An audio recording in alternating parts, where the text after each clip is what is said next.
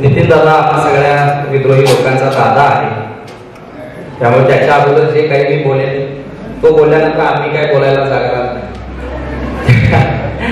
त्यामुळे नितीन दादा नंतर बोलेल अशी मीच त्याला विनंती केली. काय आहे का चेंज काय असेल तर सांगा. खाली होते काय हवं शकत नाही असू दे. काय काय अडचण नाही, अँगल परफेक्ट आहे मला दिसत. वकील साहेब दिसतात. खर तर खूप चांगला सोहळा, नेटकं आयोजन, देखणं संयोजन. आणि मी या कार्यक्रमाला येण्याचं कारण म्हणजे वाढपे आपला असला की भाजी जरा जास्त मिळते पंक्तीला. त्या पद्धतीने ज्यांनी मला हक्कांना तू यायलाच पाहिजेस, म्हणजे इतर ठिकाणी इतर कार्यक्रमांची फोन येतात की सर तुमची वेळ आहे का, तुम्हाला जमेल का, तुम्ही याल का. इथं तसा फोन आला नाही. अमुक तारखेला कुठं आहेस, कुठं आहे, कोल्हापुरात आहे, म्हणजे कार्यक्रमाला ये. इतक्या अधिकारवादीनं मोठ्या भावाप्रमाणे मला सांगणारे आमचे दत्तदादा. खरं तर एखाद्या महाराष्ट्रामध्ये कुठलंही प्रकरण झालं की त्या प्रकरणावरती जोपर्यंत दत्ता भाऊचा काही व्हिडिओ येत नाही, त्याची मांडणी येत नाही, त्याचा त्या गोष्टीकडे बघण्याचा दृष्टिकोन येत नाही, तोपर्यंत आम्ही सुद्धा स्टेजवरती ते विषय मांडत नाही. इतकी चौकस दृष्टी ज्या पत्रकाराला या मातीमध्ये लाभलेली आहे असा आमचा सर्वांचा दत्तादादा आणि त्याची संपूर्ण वज्रधारी टीम. त्याचबरोबर या विद्रोहाची सुरुवात कुठून झाली असेल, विद्रोही शाहीर म्हणून आम्हाला सुद्धा महाराष्ट्रामध्ये जी ओळख मिळाली, या विद्रोहाची सुरुवात कुठून झाली असेल, हा विद्रोह खऱ्या अर्थानं कोणत्या मातीमध्ये, आमच्या अंगामध्ये, आमच्या हृदयामध्ये, आमच्या छातीमध्ये पेरला गेला असेल तर ती माती होती माझ्या शाहू राजाची, ती नगरी होती माझ्या करवीरची. आणि त्या कोल्हापूरच्या मातीमधलं माझं शिवाजी विद्यापीठ, या शिवाजी विद्यापीठामध्ये मी ज्यावेळी शिकायला आलो त्यावेळी गावगड्यातला पोरगा होतो, खेड्यातला पोरगा होतो. कुठल्या चळवळीचा वसा नव्हता, वारसा नव्हता, कलेचा वसा वारसा होता. आणि अशा ठिकाणी आल्यानंतर मला सागर गोदपागर नावाचा मित्र भेटला आणि त्या सागरनं मला विद्रोही चळवळीतल्या गाण्यांची ओळख करून दिली, माणसांची ओळख करून दिली आणि भारत पाटणकरांची ओळख करून दिली. आमचा गुरु, आमचा मित्र, आमचा मार्गदर्शक असा संतूर बाबा म्हणून ज्याला ओळखलं जातं ते आमचे वकील आदरणीय पाटील साहेब, आमचे सर्वांचे लाडके केपी सुधीर दादा. या सागरने ओळख करून दिली की आयुष्याचा जो प्रवास अतिशय एक सुरी एक मार्गे चालला होता, तो प्रवास खऱ्या अर्थानं तिथून पुढे युटर्न झाला. आणि मग मात्र चांगल्या पद्धतीचे विचार, जगण्याचे विचार, संविधानिक मूल्यांचे विचार, माझ्या महामानवांचे विचार, या विचारांनी जगायला आम्ही सुरुवात केली.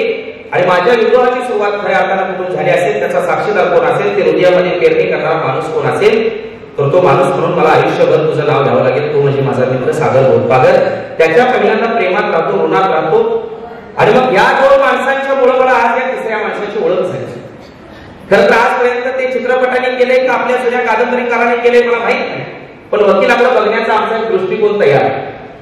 म्हणजे शहाण्यानं कोर्टाची पायरी चढू नये असं म्हणतात. आणि हे असं म्हणत असल्यामुळे शहाणे तिकडे असतील की नाही अशी शंका यायला लागली. पण आज साहेबांचा एकूण जो प्रवास ऐकतोय आणि भरल्या डोळ्याने त्यांचा मित्र म्हणून, त्यांचा लहान भाऊ म्हणून दत्तादादा या ठिकाणी प्रस्तावना करत असताना व्यक्त होतोय, त्यावेळी खऱ्या अर्थानं कळतंय की ही माणसं काय आहेत. आदरणीय साहेबांच्या म्हणजे तात्यांच्या गुरुंनी त्यांना सांगितलं की ही कोळशाची खाण आहे. पण मी तुम्हा सगळ्यांना आज सांगतो, हे सगळं ऐकल्यानंतर की ती खाण कोळशाची असेल, पण हा माणूस त्या कोळशाच्या खाणीतला हिरा आहे हे मात्र निश्चित खरं आहे. आणि ह्या हिऱ्याचा जन्मदिन साजरा करण्यासाठी तुम्ही सगळेजण आलेला आहात. खरं तर साहेब म्हणते की माणसं भरपूर आले, गर्दी भरपूर झालेली आहे, मला एवढी अपेक्षा नव्हती, मला एवढी अपेक्षा नव्हती, मी सोडलीच अपेक्षा. त्याचं कारण असं आहे, गौतमीचा कार्यक्रम जर इथं असता, छे छे छे उद्या पेपरात बातमी, जाधव साहेबांच्या वाढदिवसानिमित्त चेंगरा चेंगरीत 15 जण अत्यावस्थेत. बरं आलाय तो ज्येष्ठ नागरिक पास करून तो येतोय, तो मी कार्यक्रमाला पुढे आहे.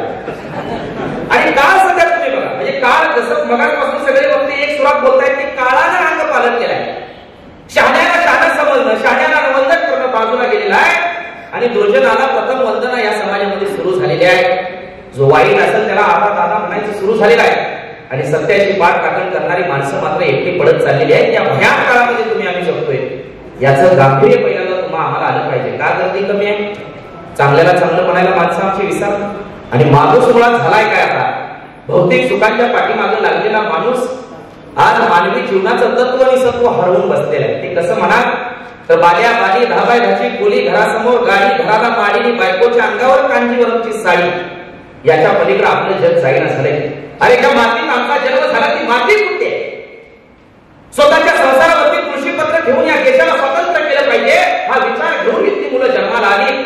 ही माती फक्त माती नाही, अबीर बुक्का गुलाल जसा कपाळाला लावून मिळवावा तसा हा सगळा परिसर माझ्या क्रांतिकारकांच्या रक्ताने, माय माऊलींच्या कष्टाच्या घामाने शिंपण केलेला असा हा परिसर, या परिसराच्या मातीला तितकं महत्व आहे. आणि या मातीत आमचा जन्म होतो.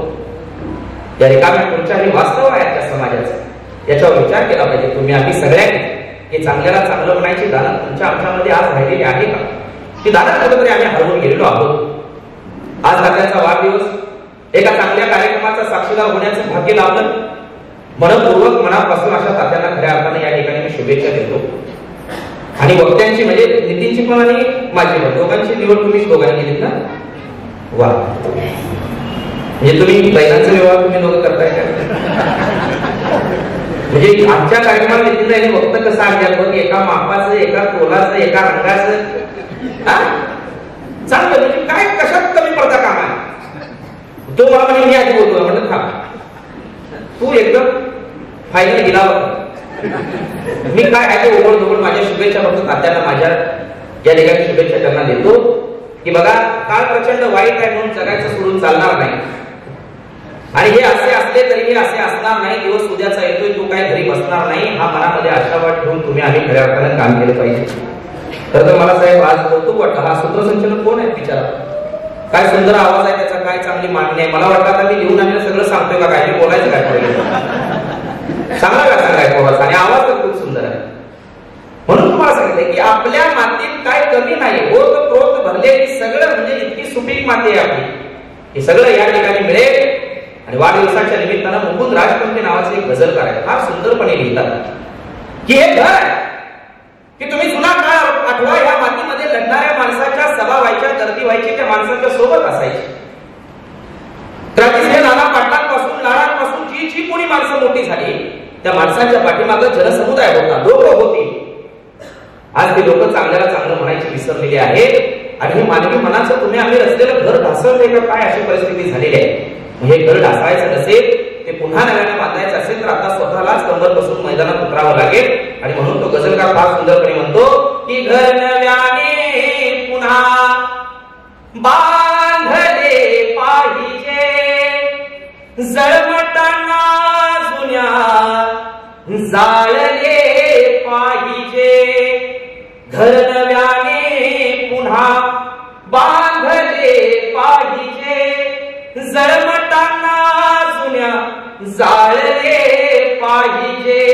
नकालचा पावसाळा जरी जाचला, नकालचा पावसाळा जरी जाचला, धीराने इथे नांदले पाहिजे.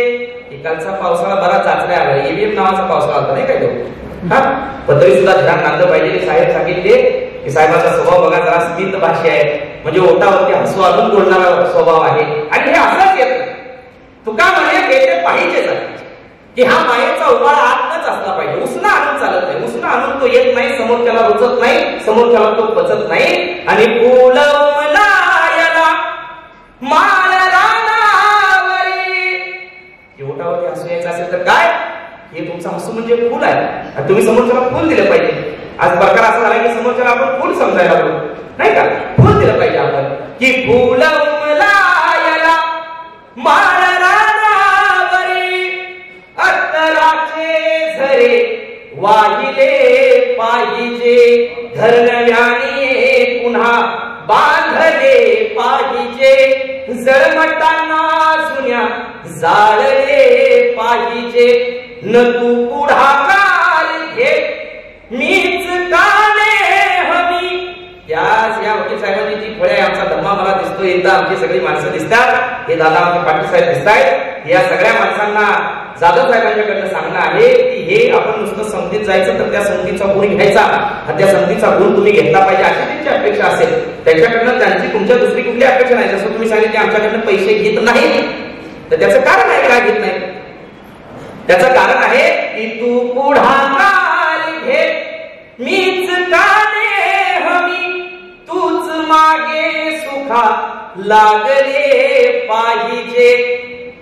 घर पुन्हा मूक होणार नाही कधी, घर पुन्हा मुक होणार नाही कधी, मी तुला तू मला भांडले पाहिजे. ते चांगल्यासाठी भांडण झालं पाहिजे, वाद झाला पाहिजे.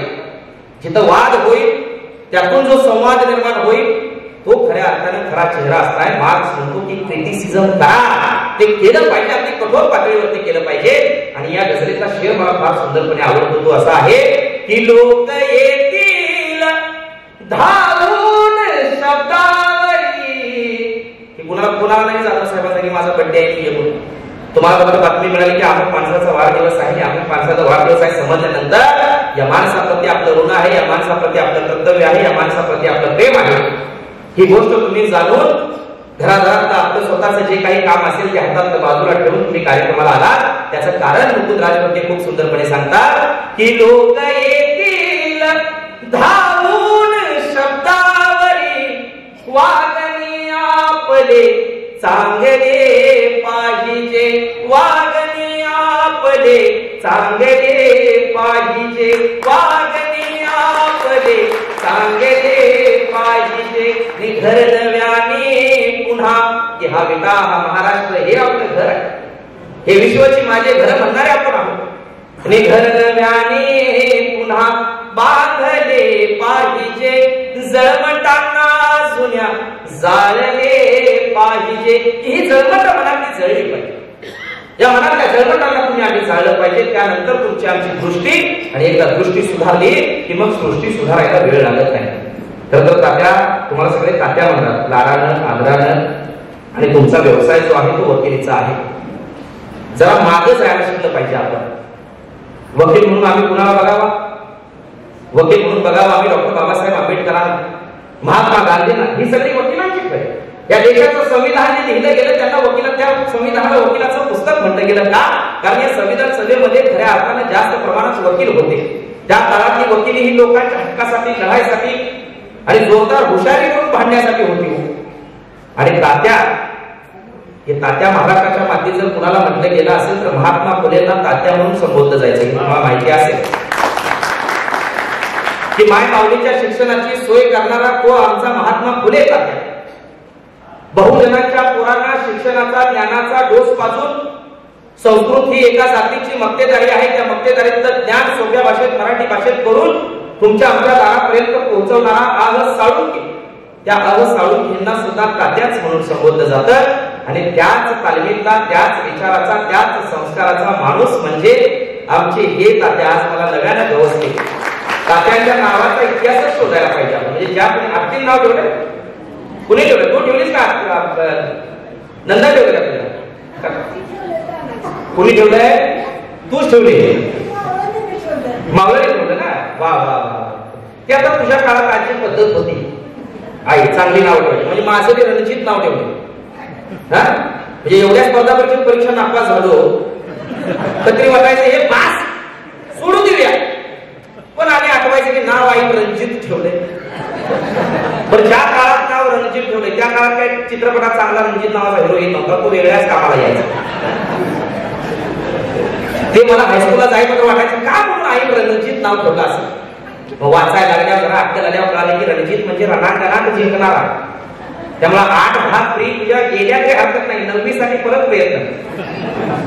नावाच आता संयोजकांनी माझं नाव पहिल्यांदा जरा चुकीचं घेतलं, नंतर बरोबर घेतलं. माझ्या आजीचं नाव आई होतं अंबाई, म्हणजे माझ्या पणजीचं, पप्पाच्या आजीचं. मग ती आजी सोडून गेल्यावर आजोबाला असं वाटलं की लेक झाली तर आपण आपल्या आईचं नाव तिला देऊया, अंबाई देऊया. घरात राहिला अंबाई. पण लेक झाली नाही आमच्या आजाला, झाला लिओ म्हणजे माझे पप्पा. मग आता अंबाई तर ठेवू शकत नाही पप्पाचं. मग ते ई काढलं तिथं जी घातलं आणि अंबाजी केलं माझ्या पप्पाचं नाव. मात्र काही ठिकाणी जरा जाणती नेमती चांगली शहाणी माणसं असतात नाव वाचायला, किंवा संयोजकांनी सांगितलेलं असतं नाव काय. काही ठिकाणी माझ्या नावाचं एवढं वाटोळ करतात, बापच बदलतात माझा. कोण संभाजी म्हणतोय, कोण अनाजी म्हणतोय. मगाशी सूत्रसंचालक जरासा चुकला आणि आबाजी म्हटला. हे पत्र ठीक आहे, हे किमान मराठीत तरी नाव. परवा एका कार्यक्रमात एक जण म्हटला यानंतर बोलायला येत आहेत रणजित अंबानी. माझा बाजार अंबानी असता एसटीत नाही त्याला असतो मुलाखत. नावाच लय वाटोळ चाललंय आजकाल. तरी जुन्या काळात बरं होतं, काहीतरी आक्रोश ना, काहीतरी असेल ना कारण असेल, सुधीर, सागर, दत्ता भाऊ, हा काहीतरी बघा, तुम्ही नाव जुनी बघा.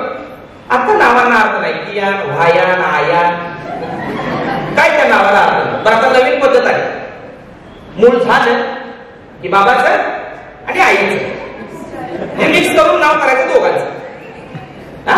परवा माझा एक मित्र निलेश, त्याच्या बायकोचं नाव प्रज्ञा, त्यांना झाला मुलगा, नाव ठेवलं प्रनील. प्रनील, प्रज्ञाचं प्र, निलेशचं नील, प्रनील नाव ठेवलं. नाव किती सुंदर आहे, काय ठीक आहे.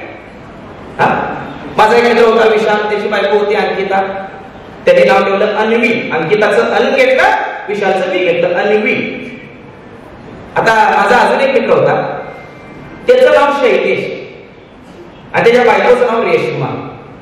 शैलेश आणि रेश्मा, फार सुंदर नाव. मुलगी झाली त्यांना, मुलगी झाली, मग आता काय करायचं, नाव ठेवायचं. दोघांच्या नावाचा काहीतरी त्यांनी असा चांगला संयोग केला आणि नाव ठेवलं श्लेष्मा. शैलेशचं श्ल घेतलं आणि रेश्माचं श्मा घेतलं आणि श्लेष्मा नाव ठेवलं. आणि मला विचारलं नाव कसं आहे, भारी म्हटलं. मला म्हटलं अर्थ काय असेल माहित नाही म्हटलं, मला हे संस्कृत मधलं असेल विचारतो. मी गेलो आणि आमच्या विद्यापीठात असल्यामुळे संस्कृतचे प्राध्यापक होते. सरांना म्हटलं सर माझ्या मित्राला मुलगी झाली आणि नाव सुंदर ठेवलंय म्हटले, काय नावाचं जरा फक्त संस्कृत मधला अर्थ शोधून काढा. सर म्हणजे काय नाव ठेवलं, काय नाही श्लेष्मा. ते म्हणते होय, अर्थ तुला सांगतो म्हणते, त्यांना जाऊन सांगू नको. म्हटलं का सर, तर म्हणजे पाऊस पडायला सुरू होतो. म्हटलं होतोय. आपण वर्षा पर्यटनासाठी बाहेर जातोय. म्हटलं जातोय. आपण भिजून घरी येतोय. तर म्हटलं येतोय. तर घरी भिजून आल्यानंतर 2 दिवसात जो पाऊस आपल्या नाकात पडायला सुरू होतोय त्याला म्हणतात श्लेष्म.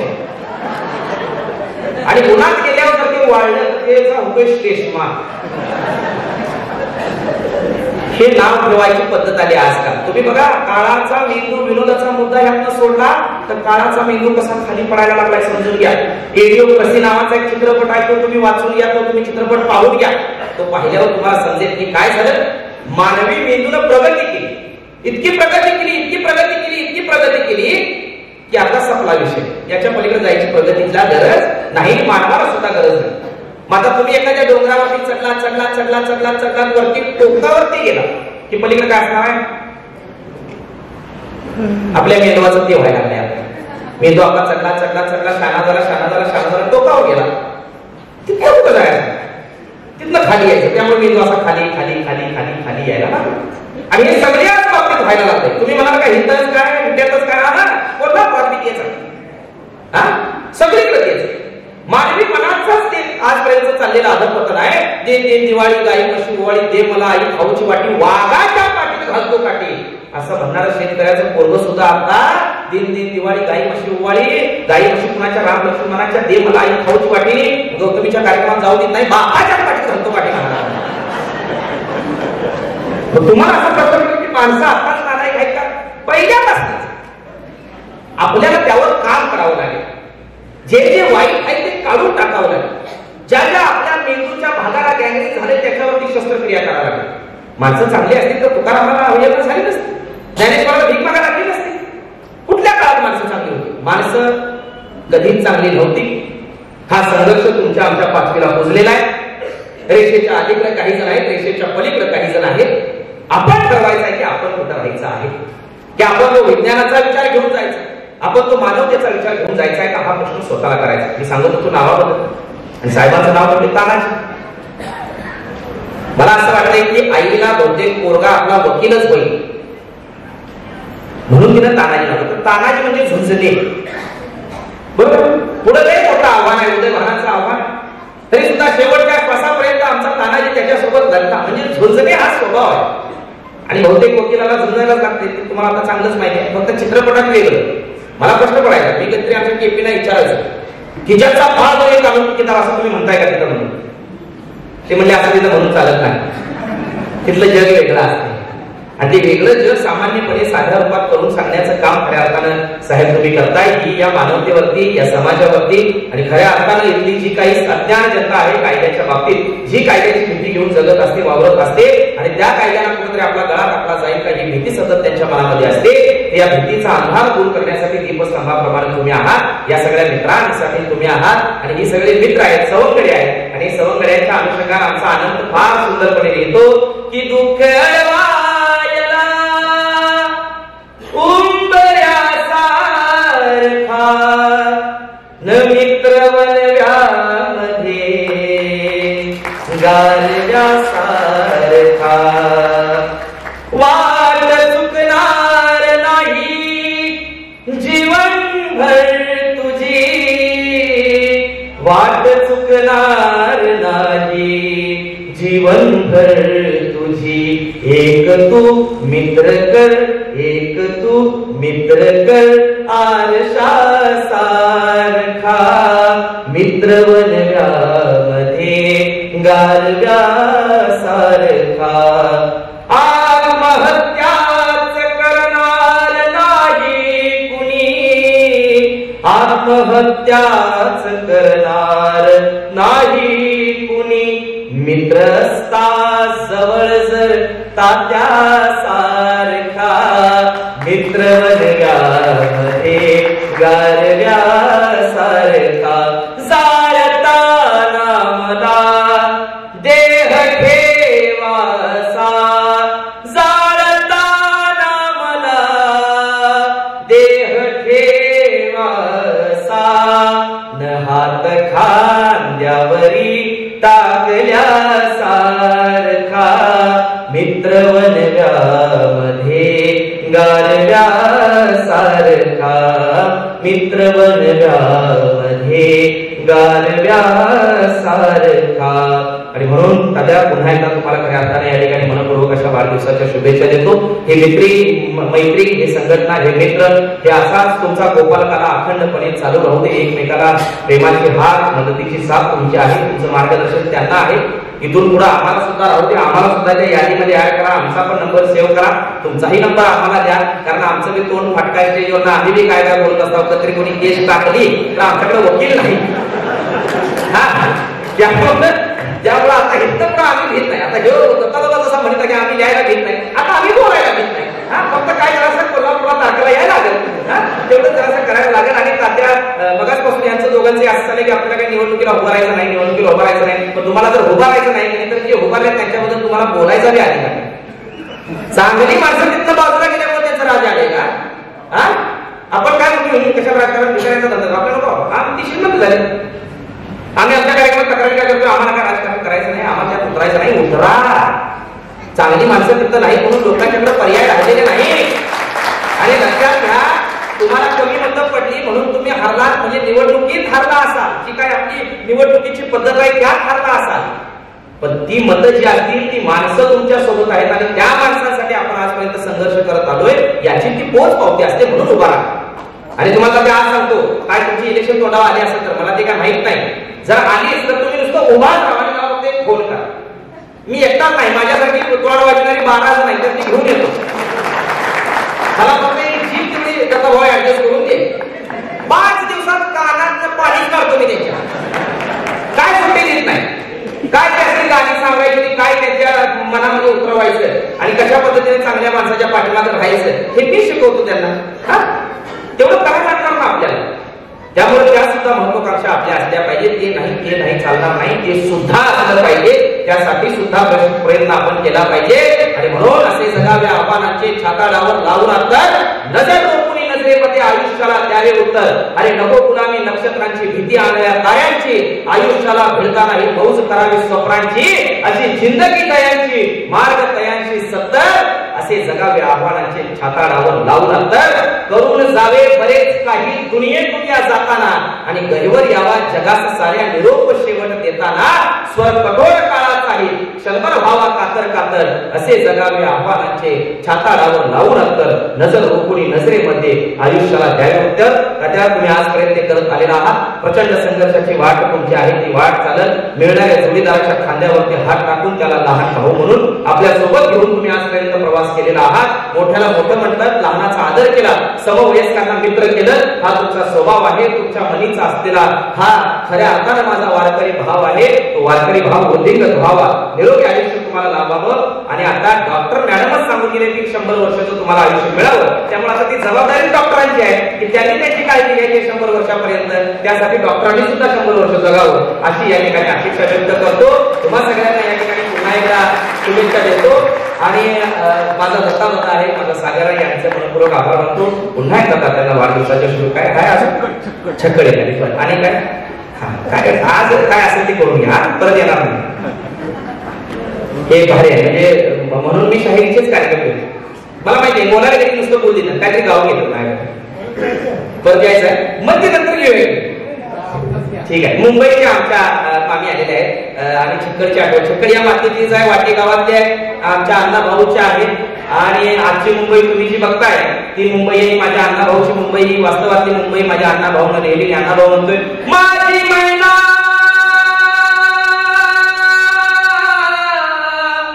माझी मैना माझी मैना माझी मैना माझी मैना गावाकडे राहिली, माझी मैना गावाकडे राहिली, माझ्या जीवाची होती या कायली. माझी मैना गावाकडे राहिली, माझ्या जीवाची होती या कायली. हे होती माझा रंग गव्हाळ कोरचंद्राची, उदार गुणाची, मोठ्या मनाची, सीता ती माझी रामाची, हसून बोलायची, मंद चालायची, सुगंध केतकी, सत्यकांती घडी पुतळी सोन्याची, नव्या नवतीची, काळी दवण्याची, रेखीव भुवया कमान जणू इंद्रधनुची, हिरकणी हिऱ्याची, काठी आंधळ्याची, तशी ती माझी गरीबाची. आणि मैना रत्नाची खा मैना रत्नाची खान, माझा जीव की प्राण, रस सुखादवान, हिच्या गुणाची छक्कर मी गायली, माझ्या जीवाची होती या कायली. माझी मैना गावाकडे राहिली, माझ्या जीवाची होती या कायली.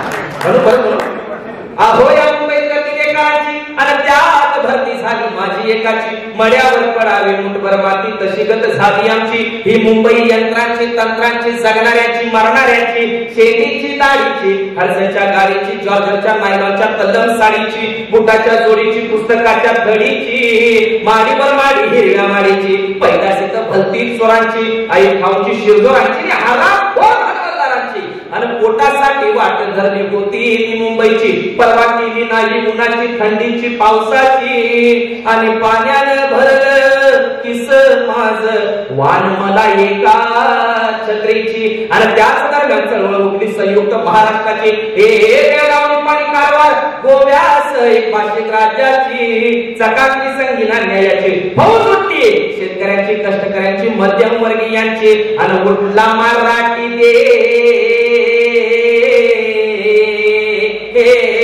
कुठला मराठी देश आला मैदानी वैर करण्या नामशे.